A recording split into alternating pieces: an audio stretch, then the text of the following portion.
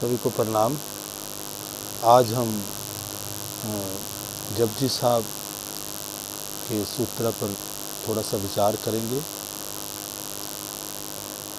तो उसका सूत्र है जो बाबा ने फरमाया है, सह सियानपा लख होवे तो एक ना चले नाल। इसके ऊपर करेंगे हम चर्चा।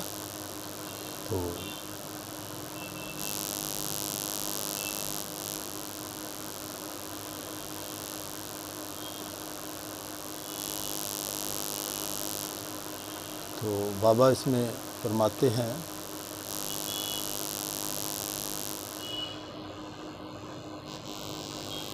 बाबा सबसे पहले जड़ पर प्रहार करते हैं।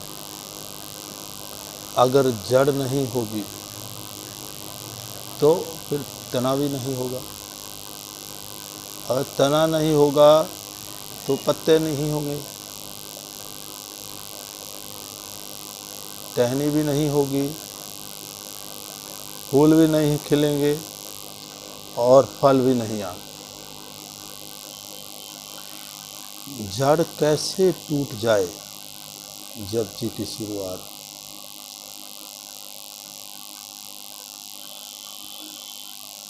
मुझे एक साधक ने पूछा कि बाबा, अगर ऐसे ही आप ये वीडियो बनाओगे तो जपजी साहिब पूरे जन्म में ही पूरी नहीं हो पाएगी। एक लाइन को, एक प्रवचन को आप इतना लंबा खींच देते हो, क्या करें। अभी भी लाइन तो कहाँ बोली गई, ये जपजी है, ये एक प्रसाद है। कितना ही इस पर बोला जाए वह बोला नहीं जाएगा। सह सियानपा लख होवे एक ना चले नाल। बाबा कहते हैं कि तुम्हारे पास तो ये एक खोपड़ी है, एक बुद्धि है। इसकी जगह अगर हजारों बुद्धियां हों, हजारों खोपड़ियां हों, सह सियानपा हो, लख होवे, लख बुद्धियां भी हों, लाख खोपड़ियां भी हों, ता एक ना चले नाल। जहाँ तुम पहुँचना चाहते हो, देखिए मैंने पहले भी आपसे गुजारिश की है, जपजी परमात्मा का रास्ता है, संसार का रास्ता नहीं है। जो संसार चाहते हैं वो जपजी को मत सुनना। जपजी से संसार मिलता है बिना शक, लेकिन अथाह संसार मिलता है एक जब वो जंकर पॉइंट आ जाता है जहाँ बाबा कहते हैं अब मांग लो, जो मांगूं ठाकर अपने से सोई सोई देगा। उस जंक्शन पॉइंट पर तब पहुँचोगे जब आप बाबा की बात सुनकर शुरुआत करोगे। और बड़े मज़े की बात है, बड़े मज़े की बात है कि जब आप उस जंक्शन पॉइंट पर पहुँचते हैं, सब आपकी इच्छाएं समाप्त हो जाती हैं। लेकिन फिर भी बाबा कहते हैं, काहे बाहर इकट्ठा कर रहे हो, सब मिट जाएगा। क्या है जो दिक्कत नहीं है? संसार भी मिलेगा, स्वर्ग भी मिलेगा, आनंद भी मिलेगा, खुमारी भी आएगी। फिर इन मैखानों के चक्कर नहीं लगाने पड़ेंगे। वो तो शराब है, झरना नहीं है, मैखाना नहीं, बोतल नहीं, वह तो समुंदर है, उसमें ही गोता लगाना पड़ेगा। सह सियानपा लख होवे,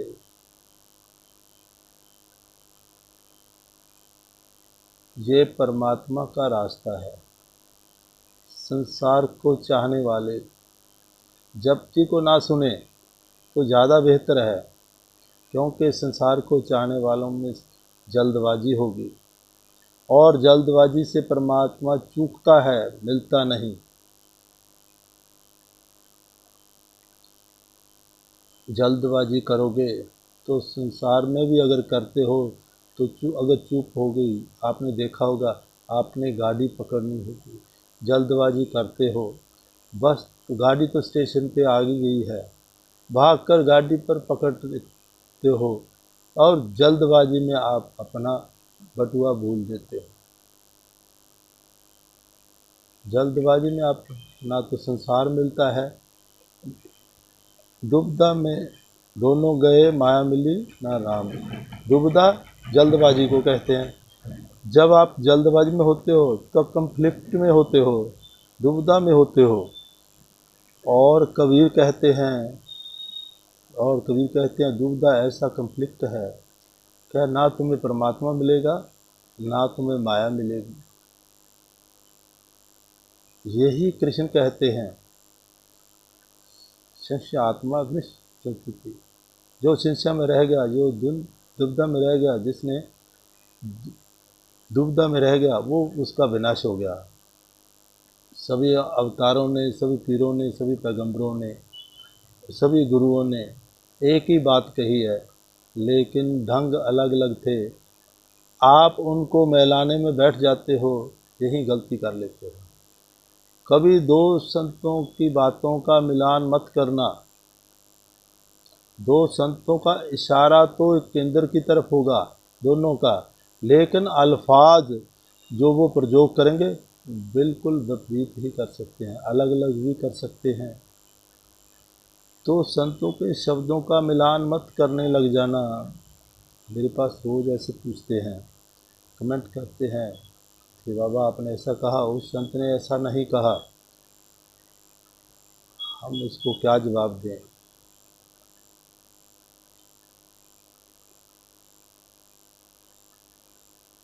सहस सियान का लठ हो गए, ता एक न चले नाल।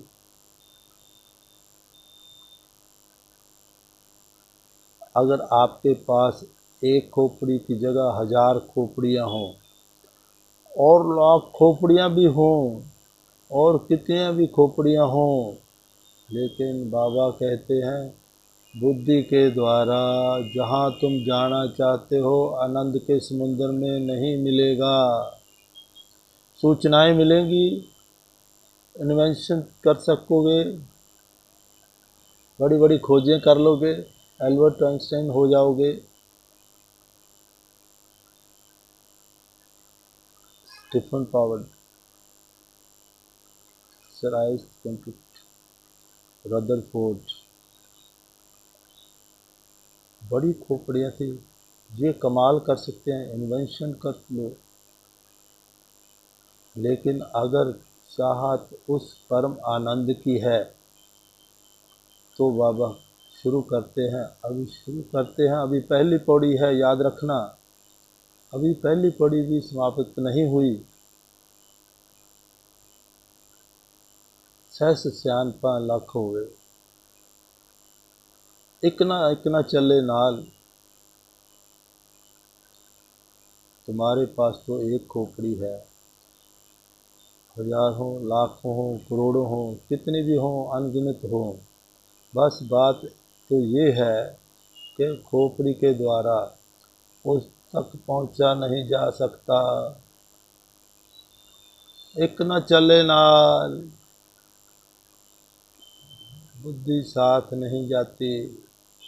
एक तल आता है जहाँ बुद्धि को छोड़ना पड़ता है, और अगर तुम बुद्धि को छोड़ नहीं पाए, इन आचार्यों की भांति व्याख्यात ही करते रहे गीता को, जप जी को, उपनिषद को, और ध्यान रखना हम तो डूबे हैं सनम और आपको भी डुबो देंगे।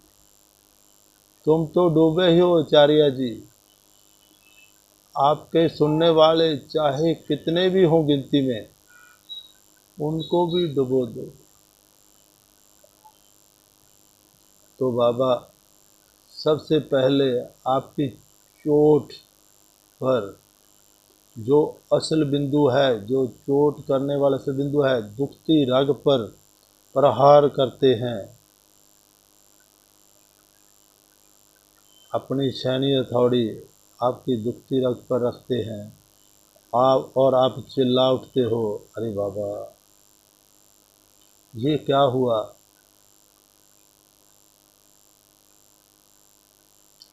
तुम बाबा को दोषी ठहराते हो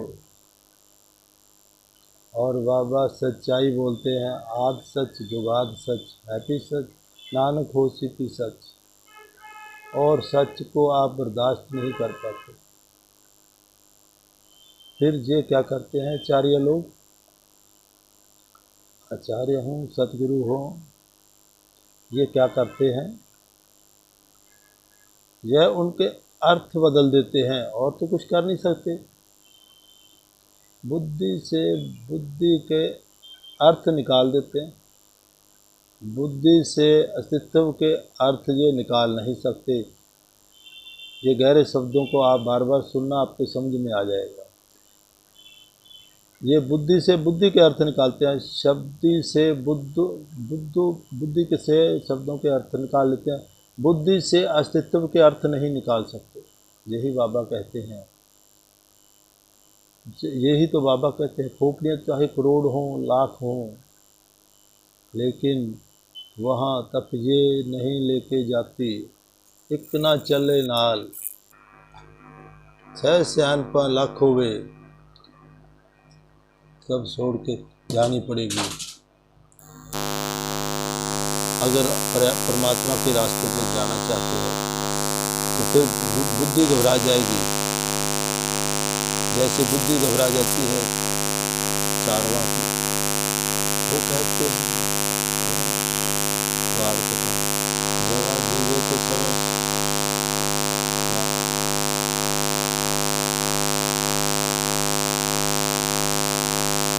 परमात्मा तो है नहीं, और जन्म एक बार होता है बस। जो मर गया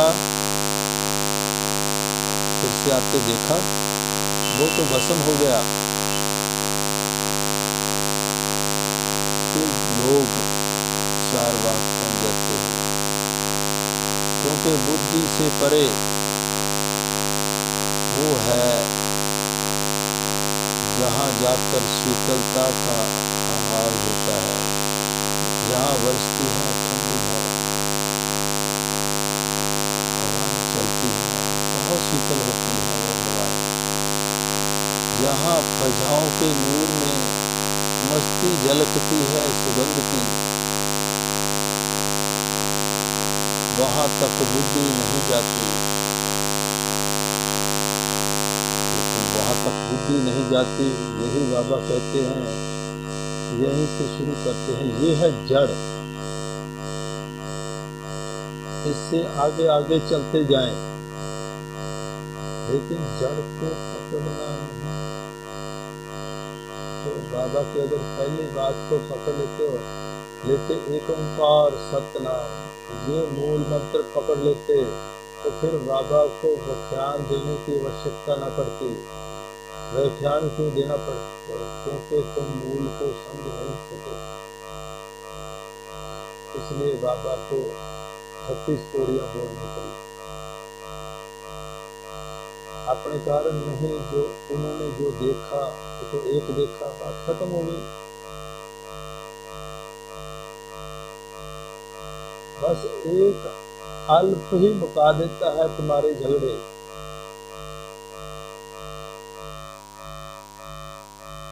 हमेशा और अलग से पूरे जेड़े जल्दी करन सफाई, बस अल्प ही बात को खत्म कर देता अगर आप एक ओंकार को समझ जाते। नहीं समझे तो चलो आगे चलो, 6 श्याम का लक्ष्य इतना चले आज, और यही तुम्हारी कोशिश। कैसे मैं बुद्धि को साथ लेके चला जाऊं, और इसी कोशिश के ऊपर बाबा जड़ के ऊपर प्रहार कर देते हैं। जड़ के ऊपर गदासी चला देते हैं, सैनी हथौड़ी चला देते हैं, जड़ खत्म हो जाती है तो सब खत्म। मैंने यही निकाल देते हैं। बस मुक्त होने के बाद संग लिए उस आनंद तक पहुँचने की फिराक में हो। बाबा कहते हैं देखो इसमें तकलीफ मत करना, इस संसार में खो लेना। जब थक जाओ संसार से तो फिर ये राह पकड़ लेना, दरवाजे सदा खुले हैं।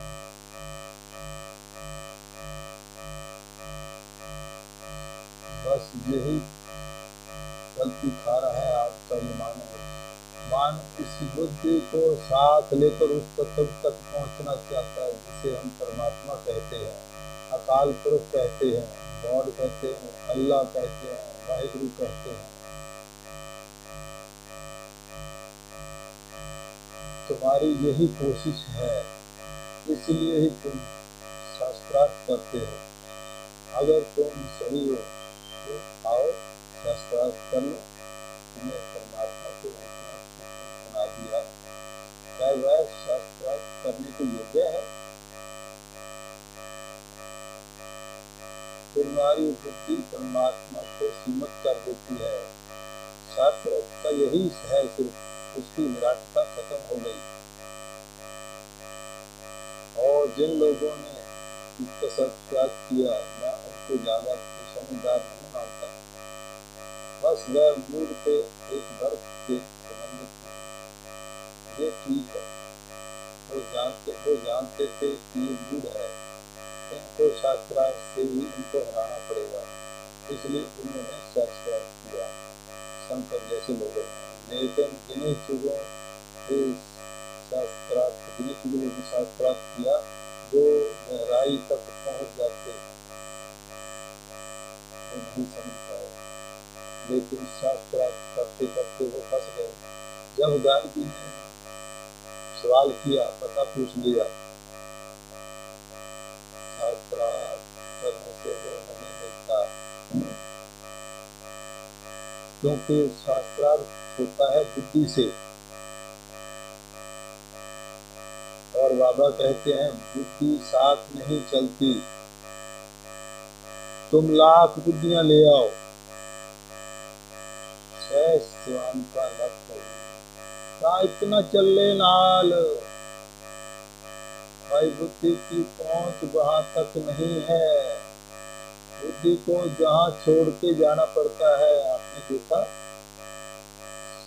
सभी धर्मों ने एक बड़ा सुंदर प्रतीक चिन्ह बनाया था, वो तुम करते सभी हो, लेकिन इसका अर्थ तुम्हें किसी को पता नहीं।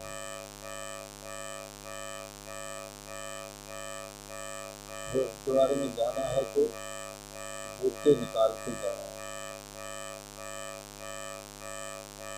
मंदिर में जाना है तो जूते निकाल के जाना है, सिर ढक के जाना है, गुरुद्वारा को जाना है। बस इसका मतलब जब तुम जूते निकालते हो और गुरुद्वारा में जाते हो या मंदिर में जाते हो, बुद्धि दिखता है, उनकी मिलता है बुद्धि, जिसको हम सर के ऊपर चढ़ाई रखते हो, आसमान के ऊपर चढ़ाई रखते हो, और उसी से तुम्हारे पुरस्कार वितरित होते हैं। वह बाबा कहते हैं वो शांति, इसको सिर पे मत रखो, इसको पाँव में रखो, इसको तो बाहर ही उतार देना।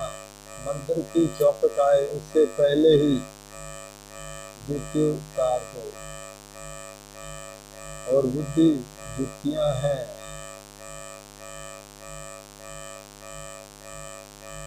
चाहे हजार चाहे लाख, तुम बुद्धिमान हो, लेकिन बाबा कहते हैं सबसे पहले आप ये भ्रम आपका तोड़ दें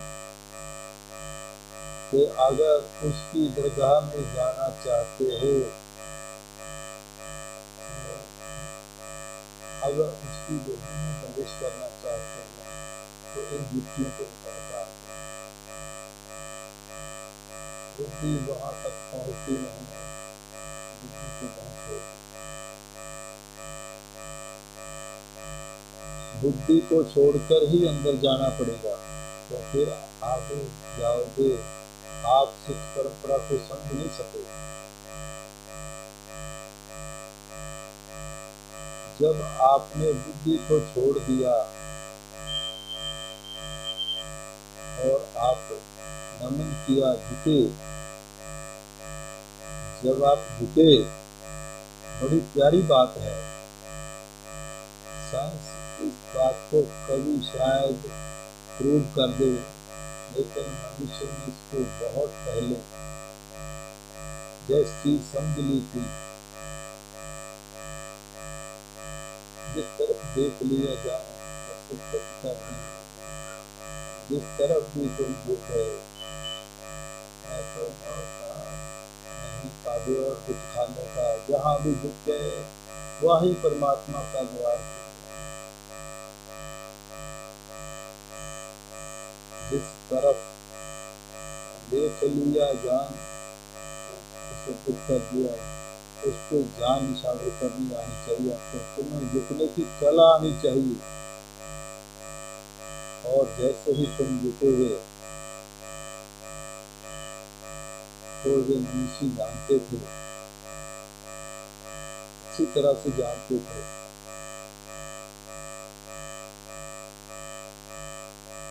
कि जैसे ही तुम झुके एनर्जी प्रोड्यूस होगी भीतर, और एनर्जी प्रोड्यूस होगी तो एनर्जी को बाहर निकलने मत देना, सिर पे रुमाला रखना,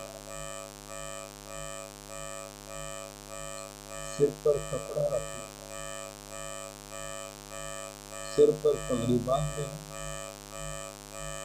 आज तो हमने इन सिंबल्स को खत्म कर दिया, प्रत्येक चिन्हों को हमने सिर्फ सुहाग कर दिया, अग्नि को भेद कर दिया, वह सिर्फ कर्म कांड बनकर दोहराते चले जा रहे हैं। जब भी झुके, जहाँ भी झुके, मंदिर झुके, गुरुद्वारा झुके, जब बाहर झुके, जब भीतर झुके, बस कहाँ झुके मायने नहीं रखते, तुम झुके ये मायने रखते,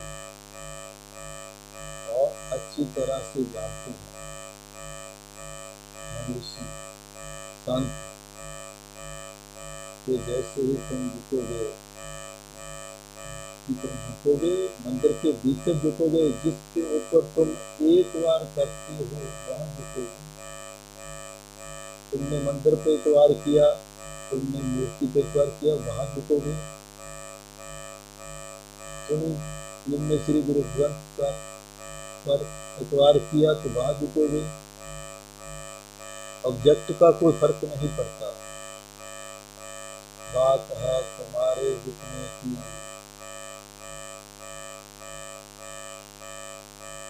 जहां भी तुम झुकोगे वहीं पर परमात्मा के चरण मौजूद पाओगे। तुम्हें झुकना आना चाहिए, और झुकना तो 100% झुकना।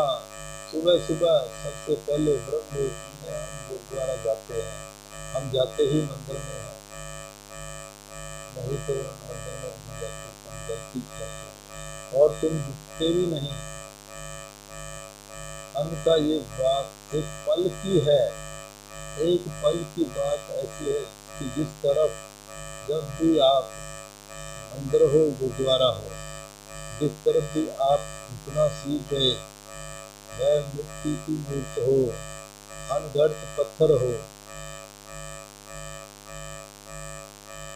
कोई भी हो, चेहरा कोई भी हो, आगे चेहरा, बस तुम्हारे हृदय में वो बसा हो, तुम्हारी खोपड़ी नौशावर होने को तैयार हो, वह अनगढ़ा पत्थर हो, वह धड़कती हुई मूर्ति हो, वह कागज हो गुरु ग्रंथ साहब की तरह, और कागज के ऊपर लिखे गए धारणा के वचन। बस तुम्हें जहाँ झुकना आ गया, जहाँ तुम्हारा मन कुर्बान हो गया, बात तो मन की कुर्बानी की है, तुम तो बकरों की कुर्बानी देके काम चला लेते हो, और नारियल फेंक कर काम चला लेते हो, लेकिन ऐसे बात नहीं बनती। तो फिर फल भी कहाँ मिलता है, तो नुकसान किसका होता है, चूका कौन। तुमने ठगी मारी, तुमने मन को कुर्बान नहीं किया, जितने नहीं दिया, मैं गर्दन के पीछे किला बनकर फंसा ही रहा, झुका नहीं। बाहर से शरीर झुका, भीतर से मन नहीं झुका। तो बाबा कहते हैं अगर झुक गए होते तो बात बन गई होती, फिर इतने चक्कर नहीं लगाना पड़ते, फिर तो ये मुश्किल बंधन टूट जाते। तुम झुके नहीं आज तक है, ये प्रमाण इस बात का कि तुम मौजूद हो, आज भी मौजूद हो। झुकने से शक्ति पैदा होती है, एनर्जी पैदा होती है, और वो एनर्जी वहाँ शीत न हो जाए वातावरण में, इसलिए सिर पर रुमाल रखते हैं, सिर पर पगड़ी बांधते हैं। आज तो हमने सब चीजों को कर्म कांड बना दिया है, इसके गहरे वैज्ञानिक इसके खो दिए हैं, कभी कोशिश भी नहीं की। चारित्रिकाओं को निभाते निभाते हम इच्छा रखते हैं कि हम उस आनंद की तलहटी में पहुंच जाए।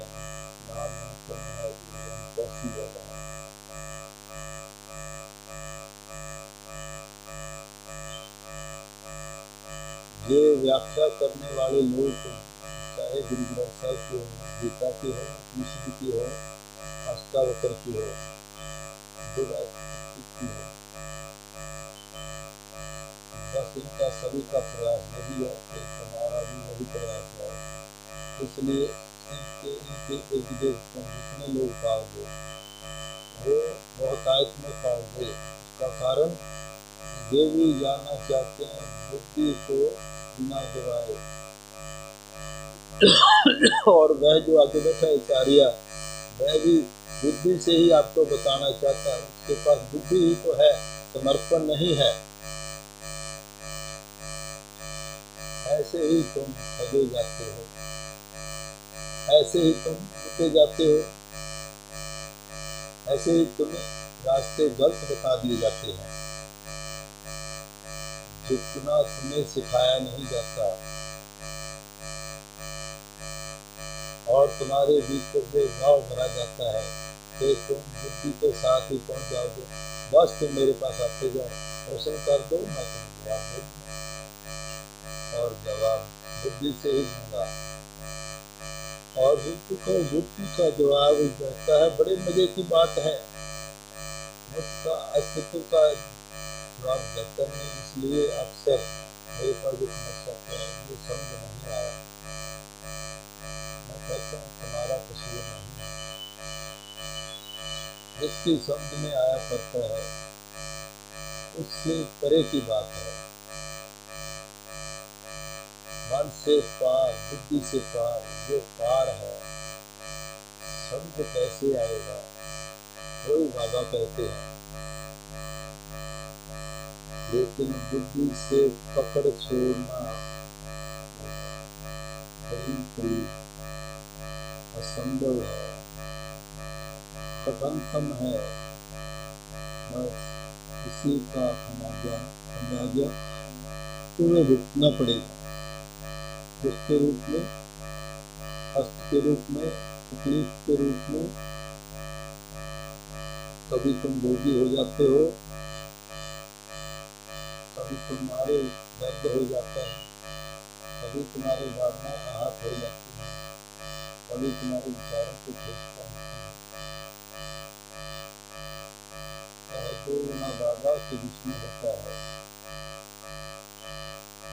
फिर तुम गुस्सा करते हो, फिर तुम सीता को काम देते हो संगीत पर, फिर मंसूर को दंडित करते हैं, शराब के जहर पिलाते हैं। क्या खता होगी,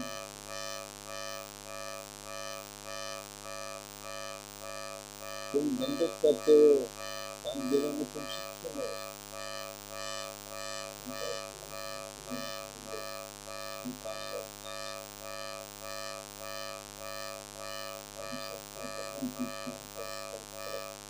और बेईमान लोग किसी बंधनों के सहारे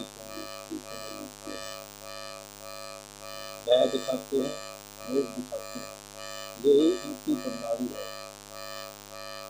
नर्क जाओगे, लोग दिखाते हैं स्वर्ग जाओगे, वह हो रहे हैं शराब के चश्मे, दोजख में आपको कड़ाहों में उबाला जाएगा।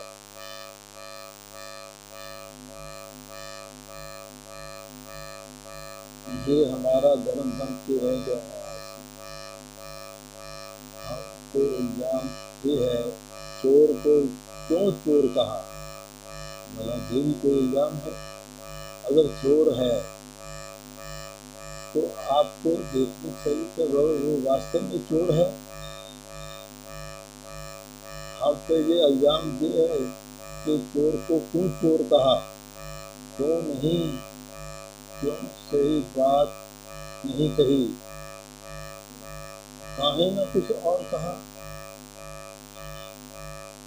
हम पे इल्जाम ये है कि चोर को क्यों चोर कहा, क्यों सही बात कही, काहे ना कुछ और कहा।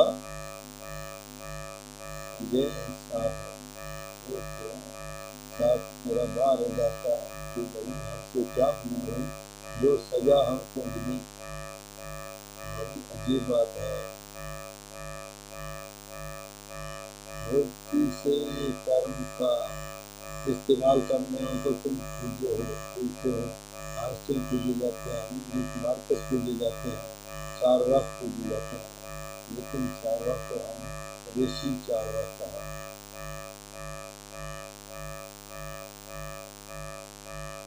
वे पूजे जाते हैं, वे पूजे जाते हैं,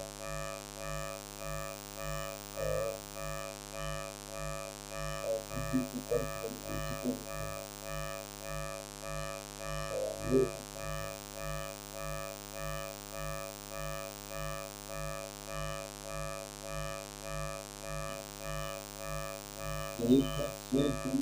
दोष परमात्मा को देते हैं। तुमने ठीक से बांटा नहीं तो बाबा तुम्हें कहते हैं कि देखो बन सको, बांट लो। तुम्हारा पुरासी भूखा नहीं सोना चाहिए।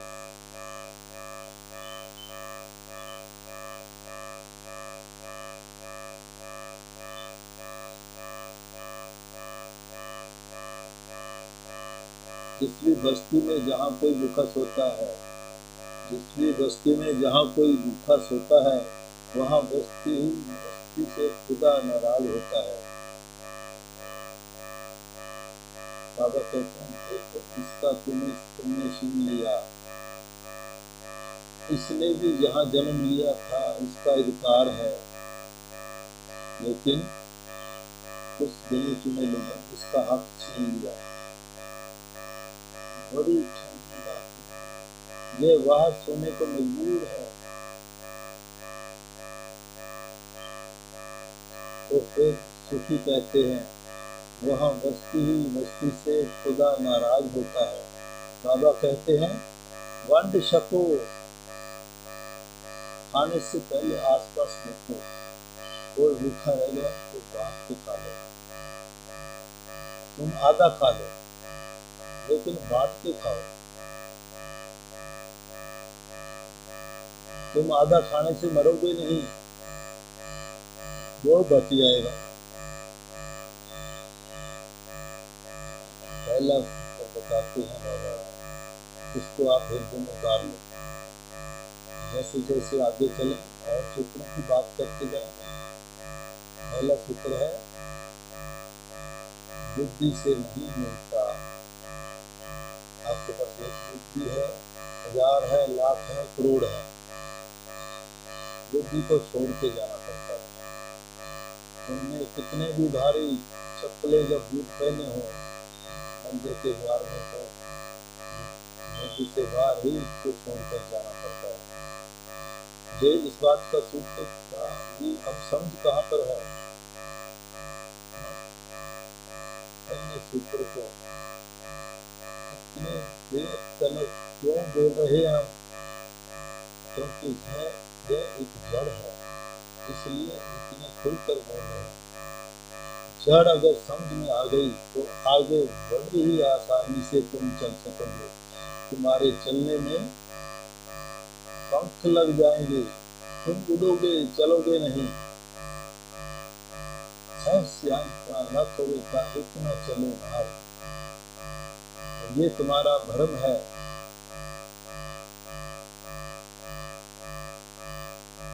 वह खोपड़ी में आ जाएगा, वह समझ में आ जाएगा। और देखो मैं रोज बोलता हूँ और बोलने के बावजूद फिर कमेंट आएंगे बाबा समझ आई नहीं। तो मैंने क्या बोला था, वह नहीं समझ आए, वह समझ नहीं आएगा, वही तो मैंने बोला। फिर तुम वही कहते हो बाबा हमें समझ नहीं आया। मेरे पास ऑप्शन भी क्या है। तुम समझना चाहते हो, वो समझ में वो आता है नहीं। बाबा अच्छी तरह समझते हैं, वो समझ में नहीं आएगा। और तुम वाकिफ भी होते हो कि हमें तो समझाओ, ऐसे तो हम आगे नहीं चलेंगे। तो फिर हम कहते हैं तो आप आगे मत चलो, जो समझा सकता है उसके पास चले जाओ, उसके पास चले जाओ। और बाबा क्या कर सकते हैं, समझ से नहीं मिलेगा। एक खोपड़ी हो, 1000 हो, लाख हो, बुद्धि से पार जाना पड़ेगा। तुम कितने ही आईक्यू के मालिक हो, वो तुम्हारी आईक्यू यहीं धरी रह जाएगी। अगर परमात्मा की परम प्रसन्नता में गोते लगाना चाहते हो तो पहला सूत्र इसलिए विस्तार से बोल रहे, इसको गांठ बांध लो, इस जड़ को काट लो। इतना वक्त हम इसलिए ले रहे हैं, ये जड़ को ज़्यादा वक्त देना बनता है।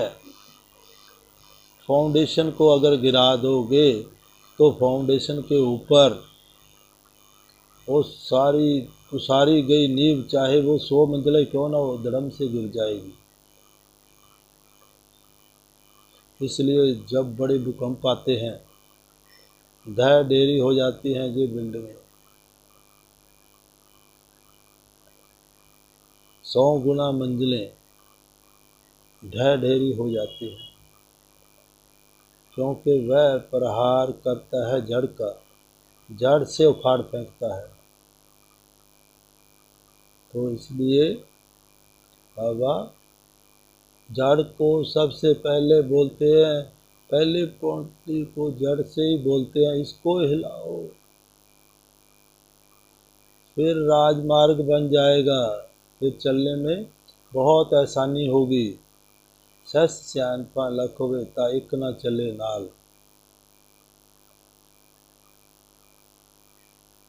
अगर आपने ये ठीक से समझ लिया, गहराई से आपके गहरे अचेतन से भीतर उतर गई ये बात, तो फिर आपको बदलने से, ट्रांसफॉर्मेशन से कोई नहीं रोक सकेगा। अन्यथा तुम इस कूड़े कबाड़े में वासन सुनते रहोगे आचार्यों के, सतगुरुओं के, और उलझे रहोगे इस संसार में। ये ब्रह्म पाले पाले के वह बुद्धि से मिल जाता है, वह समझ में आ जाता है। नहीं, इन्वेंशन समझ में आ जाती हैं, अस्तित्व समझ में नहीं आता। खोजें समझ में आ जाती हैं, अस्तित्व समझ में नहीं आता, एग्जिस्टेंस समझ में नहीं आता, वहाँ तो साथ चलना पड़ता है। और बाबा कहते हैं बुद्धि साथ नहीं चलती, एक ना चले नाल। बुद्धि एक क्यों, तुम लाखों बुद्धियाँ क्यों ना इकट्ठी कर लो। इस सूत्र को बाबा कहते हैं अच्छी तरह से समझ लेना, प्रो लेना, गहरे उतर जाने देना इसको। वहाँ तक नहीं पहुँचती बुद्धि, जैसे कृष्ण कहते हैं वहाँ तक अस्त्र शस्त्र नहीं पहुँचते।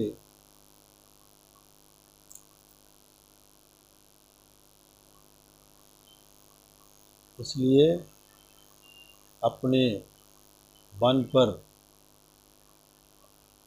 बुद्धि का विस्तार, बुद्धि के बारे में सोचें। ये पहला सूत्र है बाबा का। सभी को प्रणाम, धन्यवाद।